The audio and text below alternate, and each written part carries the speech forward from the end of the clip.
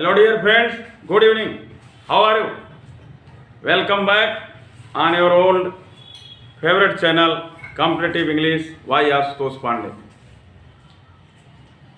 After so many months I have come before you with a new and teachingful topic, causative verb. Causative verb make. How to use causative verb make in a sentence? You have to know it.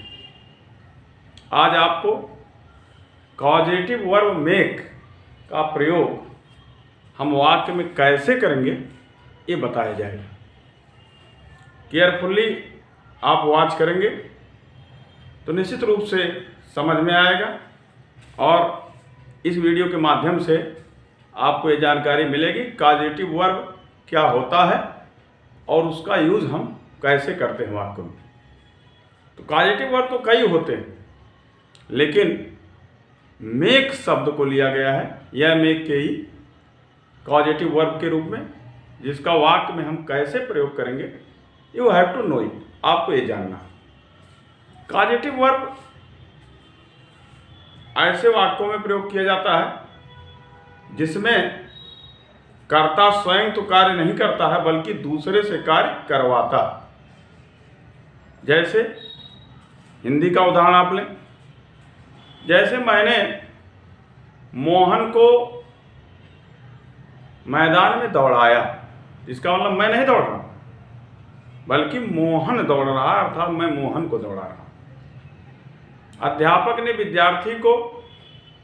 विद्यार्थी से किताब पढ़वाया, तो अध्यापक स्वयं नहीं पढ़ रहा बल्कि विद्यार्थी से पढ़वा रहा। इस प्रकार के वाक्य होंगे जिसमें कर्ता जो दिखाई देगा सर्वप्रथम तो वह स्वयं नहीं कार्य करेगा बल्कि किसी अन्य से कार्य करवाएगा। तो ऐसे वाक्यों का जब हम ट्रांसलेशन इंग्लिश में करते हैं तो हम कॉजेटिव वर्ब के माध्यम से उस वाक्य का ट्रांसलेशन करते हैं। तो कॉजेटिव वर्ब जैसा कि बताया गया कई होते हैं, इसमें आज कॉजेटिव वर्ब मेक का प्रयोग आपको बताया जा रहा है। कॉजेटिव वर्ब मेक का प्रयोग कहाँ होगा, you have to know it. जब वाक्य में हम किसी सजीव के द्वारा कोई कार्य करवाएंगे, अर्थात कर्ता कोई जो मुख्य भूमिका में है वह किसी सजीव के द्वारा कोई कार्य करवाएगा, उस वाक्य में हम मेक का प्रयोग करके अनुवाद करेंगे। उसमें कार्य करने वाला सजीव के रूप में मौजूद रहेगा और कार्य कराने वाला भी मौजूद रहेगा। जैसा कि आपको उदाहरण बताया गया कि अध्यापक ने विद्यार्थी से किताब पढ़वाया, अर्थात मैं उसे मैदान में दौड़ाया, आदि आदि वाक्य होते हैं। इस तरह के वाक्यों का ट्रांसलेशन करते समय you have to follow this formula. आपको इस फार्मूला को फॉलो करना है। और फार्मूला क्या है? सब्जेक्ट जो वाक्य में सबसे पहले दिखाई देगा, अर्थात जो कार्य करवाएगा, उसे सब्जेक्ट के रूप में यहां लिखा गया। उसके बाद मेक, कॉजेटिव वर्ब मेक का यूज करेंगे। अब यहां लिखा है अकॉर्डिंग टू टेंस, अर्थात मेक का प्रयोग अकॉर्डिंग टू टेंस करेंगे, अर्थात टेंस के अनुसार करेंगे। अर्थात वाक्य अगर इंडेफिनिट है तो इंडेफिनिट के अनुसार, कॉन्टिन्यूअस है तो कॉन्टिन्यूअस के अनुसार, परफेक्ट है तो परफेक्ट के अनुसार, परफेक्ट कॉन्टिन्यूअस हो तो परफेक्ट कॉन्टिन्यूअस के अनुसार। तो टेंस के अनुसार ही हम मेक को यहां रखेंगे। जैसा कि प्रेजेंट की बात कर लें, प्रेजेंट में हम है हूं की अंग्रेजी तो लगाते नहीं हैं, वर्ब में यस अथवा यस जोड़ देते हैं अथवा वर्ब फर्स्ट रखते हैं अफर्मेटिव सेंटेंस में। और इसी तरह हम पास्ट इंडेफिनिट में वर्ब सेकंड रख देते हैं अफर्मेटिव। इसी तरह फ्यूचर में विल अथवा शैल प्लस वर्ब फर्स्ट रखते हैं। तो इसका मतलब ये हुआ कि जब हम मेक रखेंगे तो टेंस के अनुसार रखेंगे, अर्थात अगर उसमें हेल्पिंग वर्ब की भी जरूरत पड़ेगी तो हेल्पिंग वर्ब का यूज करके तब मेक रखेंगे। अर्थात निगेटिव इंट्रोगेटिव सेंटेंस हो जाएंगे, तब भी उसी टेंस के अनुकूल ही सारे कार्य होंगे। तो यहाँ पहले अफर्मेटिव का उदाहरण प्रस्तुत किया गया आपके समक्ष। सब्जेक्ट के बाद मेक अर्थात टेंस के अनुसार मेक रखेंगे हम, और उसके बाद यहाँ लिखा डूअर अर्थात कार्य करने वाला कर्ता जो होगा, कार्य कराने वाला सबसे पहले है सब्जेक्ट के रूप में, यहाँ कार्य करने वाला रखा जाएगा। और फिर वर्ब फर्स्ट, हमेशा वर्ब फर्स्ट का ही यूज हम करेंगे, ये ध्यान रहे। ये मेक हम जो है टेंस के अनुसार बदलता रहेगा, कभी फर्स्ट होगा, कभी सेकंड होगा, कभी किसी सहायक क्रिया के साथ होगा, कभी थर्ड होगा, आज पोजीशन में आता रहेगा। लेकिन यहाँ का जो वर्ब रहेगा, कार्य करने वाले के बाद जो वर्ब रखा जाएगा मुख्य वर्ब, वो हमेशा फर्स्ट फॉर्म में ही रहेगा। उसके बाद ऑब्जेक्ट कॉम्प्लीमेंट जो भी हो। तो you have to follow this formula. अब जैसे कि एग्जाम्पल्स आपके सामने हैं, लिखा मैं उसे मैदान में दौड़ाता हूं। क्या करता तो मैं दिख रहा है, लेकिन ये स्वयं नहीं कार्य कर रहा, बल्कि किसी दूसरे से कार्य करवा रहा है, जिसमें कार्य करने वाला है उसे का मतलब ही, कार्य करने वाला थर्ड पर्सन कोई दूसरा है, और कार्य कराने वाला मैं। तो यहाँ लिखा है सब्जेक्ट पहले रखा जाए, अर्थात जो सब्जेक्ट हमको दिखाई दे रहा है पहले आई, उसे हम पहले रख देंगे आई। उसके बाद कहा मेक रखिए अकॉर्डिंग टू टेंस। तो यहाँ टेंस देखेंगे आप सबसे लास्ट में, दौड़ाता हूं, तो ता है, ती है, ते हैं, प्रेजेंट इंडेफिनिट। तो प्रेजेंट इंडेफिनिट में अफर्मेटिव में होता क्या है, प्लूरल के साथ वर्ब फर्स्ट और सिंगुलर के साथ वर्ब में यस अथवा ईएस जोड़ा जाएगा। तो आई को हम प्लूरल के रूप में मानते हैं, तो इसलिए मेक ही रखा जाएगा वर्ब का फर्स्ट फॉर्म। तो होगा आई मेक।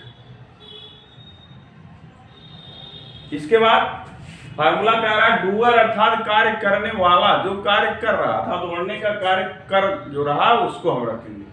यानी कि मैं उसे मैदान में दौड़ाता हूं, तो दौड़ने का काम उसे कर रहा, तो हम ऑब्जेक्टिव केस में ही लिखेंगे। ही का मतलब वह होता उसे होता, उसी का ऑब्जेक्टिव केस है हिम। वैसे तो हिम माने उसे हम बोलते हैं, लेकिन अगर मुख्य कर्ता के रूप में उसे हो तो ही हम लिखते हैं सब्जेक्ट के रूप में, लेकिन ऑब्जेक्टिव केस के रूप में हम उसे हिम लिखते हैं। इसलिए ये मेक वर्ब के बाद हमको उसे लिखना है, तो इसलिए अब डूअर को हम ऑब्जेक्टिव केस में लिखेंगे, हिम लिखेंगे। तो आई मेक हिम। अब कारा वर्ब फर्स्ट रखो अकॉर्डिंग टू फार्मूला, तो दौड़ना वर्ब फर्स्ट, रन हुआ रन। इसके बाद ऑब्जेक्ट जो बचा मैदान में, इन the field, in the field, तो हो गया I make him run in the field, मैं उसे मैदान में दौड़ाता हूं। तो आपने फार्मूला को फॉलो किया, सब्जेक्ट मैं रखा आई हो गया, मेक रखा मेक हो गया, उसके बाद डूअर कार्य करने वाला हिम है, उसे हिम रखा, वर्ब फर्स्ट रन, और फिर जो ऑब्जेक्ट बचा इन द फील्ड, तो I make him run in the field. इसी तरह अब कॉन्टिन्यूअस में है कि मैं उसे मैदान में दौड़ा रहा हूं, तो पुनः आप देख रहे हैं कि इसमें मैं तो कोई स्वयं नहीं कार्य कर रहा, बल्कि किसी दूसरे से कार्य करवा रहा, कॉजेटिव वर्ब का प्रयोग करके ही वाक्य का ट्रांसलेशन किया जाएगा। इसलिए इसी तरह से आपको अनुवाद करना, you have to follow this formula. Subject I हो गया, उसके बाद मेक को अकॉर्डिंग टू टेंस रखना है, तो यहाँ है दौड़ा रहा हूं, तो प्रेजेंट कॉन्टिन्यूअस टेंस है, इसमें इज आ रहे हैं प्लस वर्ब आईएनजी होता है, तो आई एम, और यहाँ लिखा मेक को according tense, according to tense का मतलब रहा है रही है, तो मेकिंग हो जाएगा। तो I am making, I am making. अब यहाँ डूअर कार्य करने वाला तू से है him, I am making him. उसके वर्ब फर्स्ट दौड़ने की इंग्लिश वर्ब फर्स्ट के रूप में रन हो गया, और फिर जो बचा ऑब्जेक्ट वो इन द फील्ड हो गया, इन द फील्ड। अब पूरा सेंटेंस हो गया I am making him run in the field, मैं उसे मैदान में दौड़ा रहा हूं। अब इसी प्रकार अगर निगेटिव हो जाता है वाक्य तो प्रेजेंट इंडेफिनिट का पहला वाक्य था आई डू नॉट, ये निगेटिव हुआ था आई एम नॉट, इसी तरीके से। अब तीसरा वाक्य कह रहा मैंने उसे मैदान में दौड़ाया है, या है, ई है, ये है, चुका है, चुकी है, चुके। Perfect present perfect tense, has have plus verb third. तो अब हम प्रेजेंट परफेक्ट के अनुसार ट्रांसलेशन करेंगे तो हो गया आई हैव, उसके बाद मेक को टेंस के अनुसार तो हैव के साथ वर्ब थर्ड लगता है तो मेड हो गया आई हैव मेड। उसके बाद डूअर कार्य करने वाला है उसे हिम, तो I have made him. Verb first run,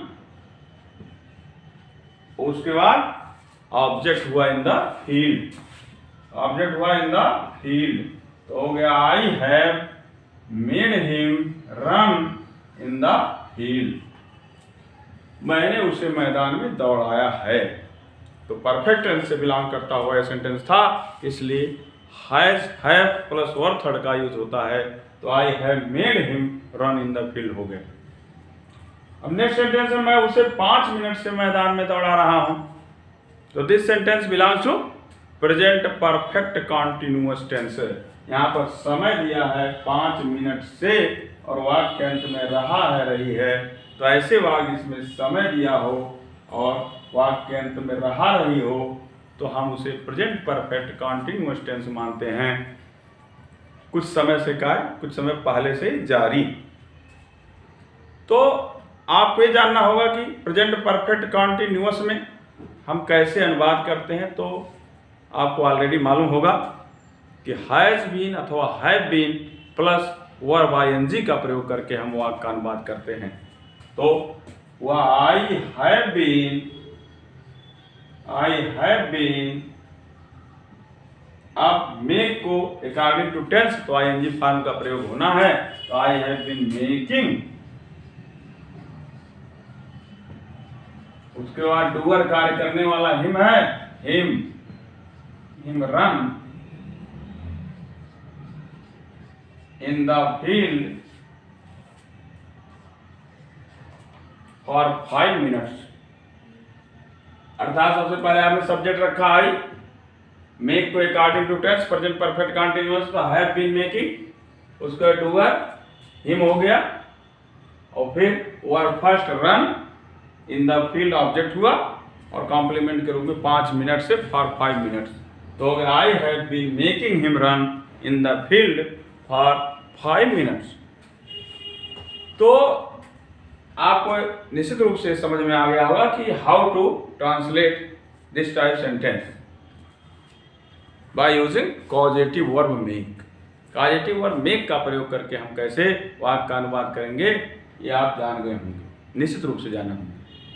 अगर कोई दिक्कत होगी तो आप कमेंट के माध्यम से अपनी प्रॉब्लम रखेंगे तो उसको निश्चित रूप से रिप्लाई किया जाएगा, आप समझ जाएंगे। तो एक बार पुनः मैं बता दे रहा हूँ, कर्ता रखेंगे, मेक टेंस के अनुसार रखेंगे, फिर कार्य करने वाला जो रहेगा जिससे कार्य करवाया जा रहा है उसको रखेंगे और फिर वर्ब फर्स्ट हमेशा रखेंगे, ऑब्जेक्ट रखेंगे, कॉम्प्लीमेंट रखेंगे।